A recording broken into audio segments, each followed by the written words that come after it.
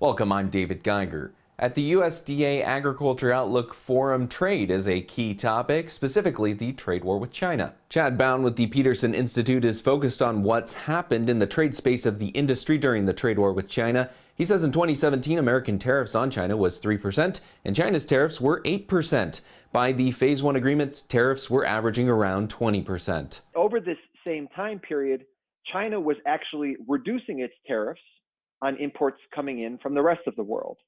So while you had this kind of retaliation to the Trump administration's actions, China was lowering their tariffs toward the Europeans, toward Japan, toward Brazil, from 8% to about 6%. So they were basically liberalizing their trade with the rest of the world. Then over a year ago, the Phase 1 agreement popped up. Bound says there were some beneficial parts. Some ag products saw a cleanup in the trade process, and China added new disciplines on intellectual rights and improvements in the financial services sector. The biggest agreement was China claiming it would buy $200 billion of American goods and services, which looked good, but Bound says was difficult to reach even in the best case scenario, and ultimately, right now, is not on track. But back to tariffs, despite some good faith reductions, most remained in place, even post Phase 1 agreement. But still, you had tariffs, covering more than half of bilateral trade between the two countries remaining in place at those elevated levels. So it's a truce. And the European Union has moved China to be a bigger trading partner than the U.S., with EU imports from China increasing 5.5% and exports more than 2%. The China Foreign Affairs Ministry calls the new data great news, as 2020 saw the EU-China trade ties grow even stronger during the COVID-19 pandemic.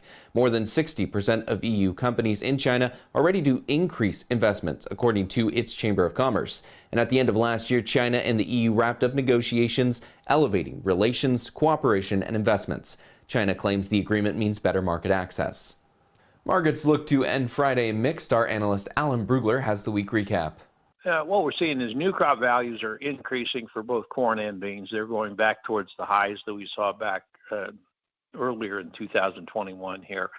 The market's bidding for acreage, and the USDA Outlook Forum basically confirmed that we're looking at a big increase in combined corn, bean, and wheat acreage as long as the weather allows the prevented plant ground from last year to come into production. But the individual commodities are all fighting for those extra acres because ending stocks are going to be tight in all of them. Well, cattle, the board broke. It set a new high for the move a week ago, and then it's kind of pulled back here. The big story there is actually, though, the impacts of the cold weather. It shut down some packing plants. 3 of them in Texas, for example, were offline for most of the week.